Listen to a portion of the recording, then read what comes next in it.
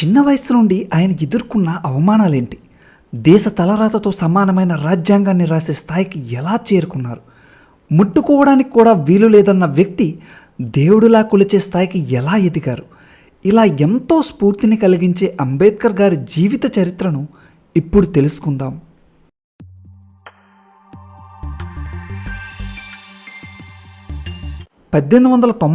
సంవత్సరం ఏప్రిల్ 14 రాంజీ మాలోజీ సక్పాల్ మరియు భీమాబాయ్ అనే ఇద్దరి దంపతులకు మధ్యప్రదేశ్లోని మావ్ గ్రామంలో మహర్ కులంలో అంబేద్కర్ గారు జన్మించారు. అప్పట్లో ఈ కులం వారిని అంటరాని వారిగా పరిగణించేవారు. 14 మంది సంతానంలో ఈయన చివరివాడు. ఈయన పూర్తి పేరు భీమ్రావ్ రాంజీ అంబేద్కర్. ఈయన తండ్రి బ్రిటిష్ ఆర్మీలో సుబేదార్గా పనిచేసేవారు. అంబేద్కర్ గారికి 2 సంవత్సరాల వయసు ఉన్నప్పుడు వాళ్ళ నాన్నగారు ఉద్యోగంలో పదవీ విరమణ పొందడంతో కుటుంబం అంతా ముంబైకి వెళ్ళిపోయారు. అక్కడ ఆయన వేరే చిన్న ఉద్యోగంలో చేరారు.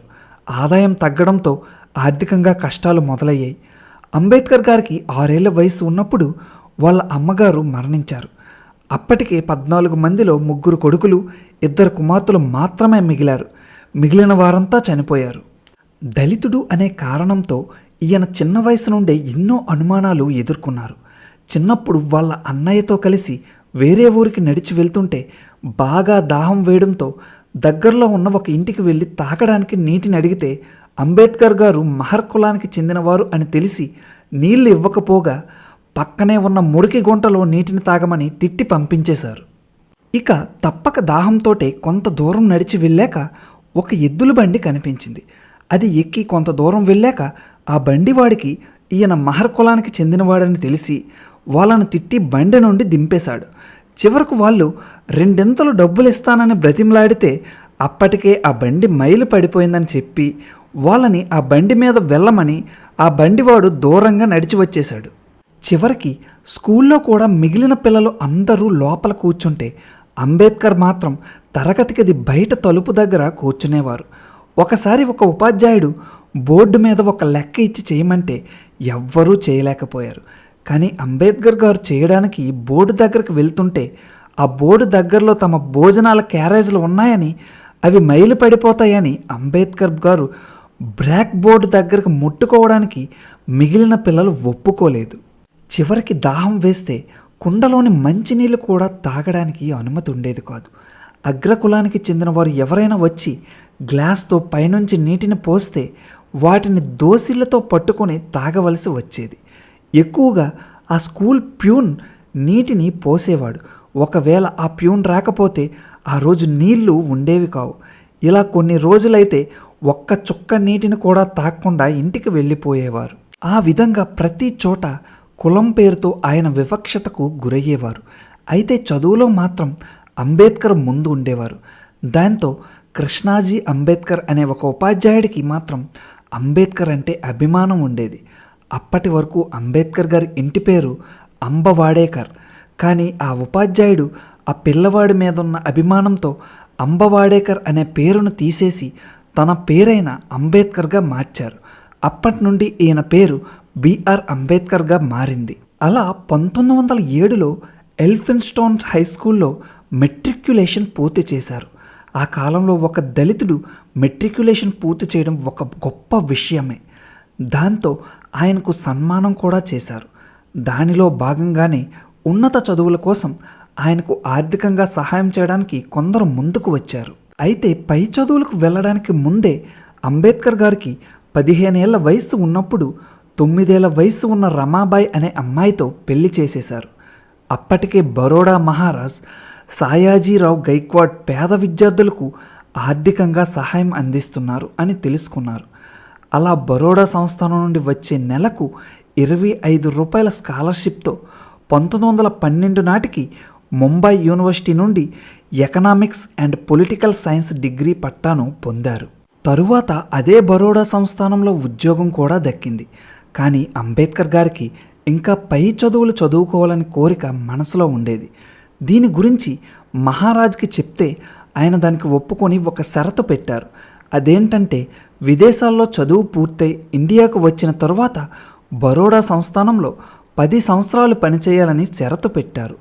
అంబేద్కర్ గారు దానికి ఒప్పుకొని బరోడా సంస్థానం నుండి వచ్చే నెలకు 11.5 పౌండ్ల స్కాలర్షిప్తో 1913లో అమెరికాలోని కొలంబియా యూనివర్సిటీలో చేరారు. అమెరికాలో మొదటిసారిగా అంబేద్కర్ గారు స్వేచ్ఛ అంటే ఏంటో చూశారు. అప్పుడు భారతదేశంలో ఉన్నట్టుగా కుల జాతి వివక్షత లేదు. అందరికీ సమానమైన గౌరవం, అవకాశాలు దక్కేవి. అక్కడ కొలంబియా యూనివర్సిటీలో పీజీ పిహెచ్డి పూర్తి చేశారు. తరువాత 1916లో లండన్లోని లండన్ స్కూల్ ఆఫ్ ఎకనామిక్స్లో చేరారు. అక్కడ 8 సంవత్సరాల్లో పూర్తి చేయాల్సిన చదువుని కేవలం 2 సంవత్సరాల 3 నెలల్లోనే పూర్తి చేశారు. అందుకోసం అంబేద్కర్ గారు ఒక్క క్షణం కూడా వృధా చేయకుండా లండన్ లైబ్రరీలో ఉన్న అన్ని పుస్తకాలని చదివారు. అంబేద్కర్ గారు లండన్లో ఉన్నప్పుడు ఎన్నో అంశాల మీద పుస్తకాలను కూడా రాశారు. అక్కడే ఆయనకు డాక్టరేట్ కూడా లభించింది.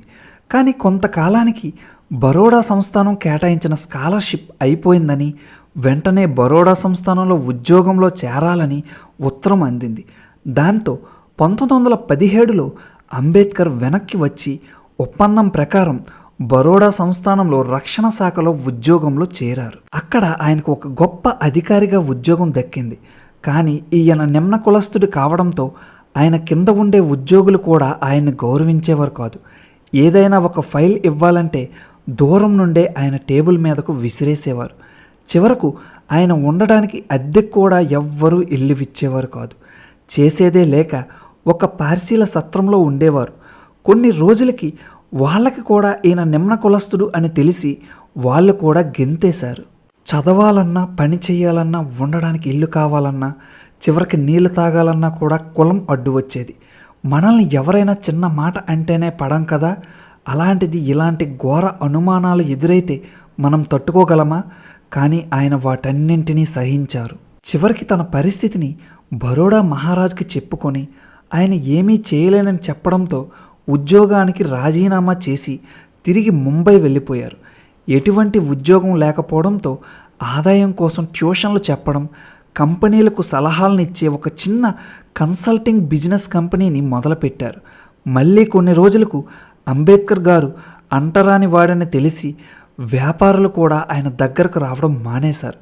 దాంతో ఆ కంపెనీ మూసివేసేశారు. ఈ కులం పేరుతో అసమానతలు ఈయన మనసుని కదిలించాయి. అలాంటి పరిస్థితుల్లో చాలామంది ఇక మన పరిస్థితి ఇంతే, మనం ఏం చేయలేమని సరిపెట్టుకుంటారు. కానీ అంబేద్కర్ గారు అలా కాదు. అంటరాని వాడని వెలివేసిన సమాజానికి సమాధానం చెప్పాలనుకున్నారు. చివరికి అప్పటి ముంబై గవర్నర్ సహాయంతో ఒక కాలేజీలో ప్రొఫెసర్గా ఉద్యోగం దక్కింది. అలా ఉద్యోగం చేసుకుంటూనే 1927 నుండి అంటరానితనానికి వ్యతిరేకంగా ఉద్యమాలు చేయడం మొదలుపెట్టాడు. అలా మహమ్మద్లోని దళితుల మహాసభని ఏర్పాటు చేశారు. దేశంలో నలుమూలల నుండి కొన్ని వేల మంది దళితులు ఆ సభకు హాజరయ్యారు. అప్పటి వరకు దళితులు మహాద్లోని చెరువులోని నీటిని తాగడానికి అనుమతి ఉండేది కాదు. కానీ అంబేద్కర్ గారు ఆ సభలో దానికి వ్యతిరేకంగా పోరాడి ఆ చెరువులో నీటిని తాగడానికి అనుమతి వచ్చేలా చేశారు. అనుమతి వచ్చినా సరే మొదటిగా ఆ చెరువులోకి వెళ్ళి నీటిని తాగడానికి అందరూ భయపడుతుంటే అంబేద్కర్ గారు ధైర్యంగా వెళ్ళి చెరువులో నీటిని తాగారు. ఆ ఒక్క సభతో అంబేద్కర్ గారి పేరు మారు మ్రోగిపోయింది. దళితులకు బడులలోకి గుడులలోకి వెళ్ళడానికి అనుమతి పొందేలా ఉద్యమాలు చేపట్టి విజయం సాధించారు. ఆయన అంత స్థాయికి ఎదిగారంటే కారణం చదువు. కాబట్టే ఆయన అందరికీ చదువు అందాలనే కృషి చేశారు. కొన్ని రోజులకి ముంబైలోని బారిస్టర్గా పనిచేయడం మొదలుపెట్టారు. అయితే 1935లో అంబేద్కర్ గారి భార్య రమాబాయి గారు అనారోగ్యం కారణంగా మరణించారు. కొంతకాలానికి ఆయనకు బొంబాయిలో ప్రిన్సిపల్ అలాగే జడ్జిగా చేయడానికి అవకాశం వచ్చినా వాటిని వద్దనుకొని రాజకీయాల్లోకి వచ్చారు. అలా independent labour party, scheduled casted federation అనే పొలిటికల్ పార్టీలను కూడా స్థాపించారు. అయితే సంపద కోసమో అధికారం కోసమో పోరాటం చేయలేదు. అట్టడుగు వర్గాల స్వేచ్ఛ కోసం ఆయన పోరాడారు. బోధించు, సమీకరించు, పోరాడు అనే సిద్ధాంతంతో బడుగు బలహీన వర్గాల అభివృద్ధి కోసం, కులమత భేదాలు లేని సమాజం కోసం కృషి చేసేవారు. అయితే స్వతంత్రం వచ్చిన తర్వాత అంబేద్కర్ గారికి కేంద్ర మండలిలో మొట్టమొదటి న్యాయశాఖ మంత్రిగా పదవి వచ్చింది. అంతేకాదు భారతదేశపు రాజ్యాంగాన్ని రాసే అవకాశం అంబేద్కర్ గారికి దక్కింది. అలా drafting committee of the constitution of ఇండియాకి చైర్మన్గా అపాయింట్ అయ్యారు. రాజ్యాంగం రాయడం అంటే మాటలు కాదు కదా, ఒక దేశ తలరాతని రాయడమే. ఆయనలో ఎంత ప్రతిభ లేకపోతే ఆ అవకాశం వస్తుంది. అయితే రాజ్యాంగం రచించడానికి నియమించిన సభ్యులలో ఒకరు రాజీనామా చేయడం, మరొకరు మరణించడం, కొంతమంది అమెరికాలో ఉండిపోవడం, మరికొంతమంది రాష్ట్ర రాజకీయాల్లో నిమగ్నులవ్వడం, ఇలా రకరకాల కారణాల వల్ల భారత రాజ్యాంగం రచించే బాధ్యత అంతా అంబేద్కర్ గారి మీద పడింది. దాంతో ఆయన రాత్రి పగలు అని లేకుండా నిరంతరం రాజ్యాంగ రచనలో ఉండిపోయేవారు. దానివల్ల ఆయన ఆరోగ్యం దెబ్బతింది. ఆయన్ని హాస్పిటల్లో వైద్యుల పర్యవేక్షణలో ఉంచారు. ఆ సమయంలో ఆయన చూసుకోవడానికి డాక్టర్ శారదా కబీర్ అనే బ్రాహ్మణ అమ్మాయిని నియమించారు. మెల్లగా ఆయన ఆరోగ్యం కుదుటపడిన తరువాత 1948లో తన 56వ ఏట అంబేద్కర్ గారు శారదా కపూర్ని రెండవ వివాహం చేసుకున్నారు. తరువాత ఆవిడ సవితా అంబేద్కర్గా పేరు మార్చుకున్నారు. అలా కొద్ది రోజులకి 1948లో రాజ్యాంగ రచన పూర్తి చేశారు. వివిధ రకాల భాషలు, ఆచారాలు, మతాలు ఉన్నటువంటి ఈ దేశంలో ఈయన ముందు చూపుతో రాసిన రాజ్యాంగం అనుసరించి ఇప్పుడు మన దేశం నడుస్తుందంటే ఆయన గొప్పతనం ఏంటో అర్థమవుతుంది. ఆయన కేవలం దళితుల కోసమో లేక వాళ్ళ రిజర్వేషన్ల కోసమో మాత్రమే కృషి చేయలేదు. ఆడవాళ్ళకి మగవాళ్ళకి సమానమైన జీతాలు ఉండాలని, ఆడవాళ్ళు ప్రెగ్నెన్సీ టైంలో లీవ్లు ఇవ్వాలని, పని గంటల సమయాన్ని 12 నుండి 8 గంటలు చేయాలని, స్త్రీలకు ఆస్తి హక్కు ఇవ్వాలని, ఇలా ఎన్నో అంశాలపై ఈయన కృషి చేశారు. అయితే ఆయన జీవితం చివరి సమయంలో 1956లో నాగపూర్లో 5 లక్షల మందితో కలిసి బౌద్ధ మతం స్వీకరించారు. ఆ తరువాత కొద్ది రోజులకి అనారోగ్యం కారణంగా 1956 డిసెంబర్ 6వ తేదీన అంబేద్కర్ గారు మరణించారు. ఆయన మరణించినా కానీ ఆయన కృషి ఇప్పటికీ ఎంతోమంది జీవితాల్లో వెలుగును నింపుతుంది.